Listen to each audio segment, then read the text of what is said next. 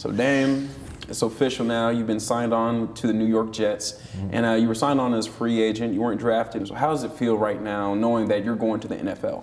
You know, it feels kind of surreal right now. It hasn't hit me yet. I think it'll hit me when I get to New York. You know, actually get off the plane and see the big lights and see a big city. But you know, I'm excited and I'm just ready to get to work. So what do you have to do over the course of the next 3 days when you venture out there? It's rookie mini camp. You know, we're gonna have a few padded practices and some conditioning and test taking and physicals. What's the purpose of this camp?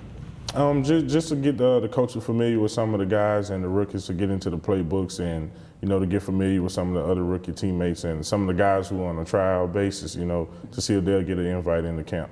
And so, since we're talking about the Jets, there's a few names that always pop out here in Iowa. Obviously, Tim Tebow, since he's going up there, and that'll be his first year, like it's going to be your first year. And then a lot of us know Sean Green, who used to play for the Hawkeyes. So those are two of the big names that maybe everybody can latch on to. Are you looking forward to meeting those guys? I know you're saying that you can't be necessarily a fan. You got to be a player first over being a fan, but I know you might still maybe be surprised. It'll be surprising being around those guys, in the locker room. I've watched Tebow since he's been in college, and Bart Scott, the starting linebacker for them, he's actually one of the clients in our company.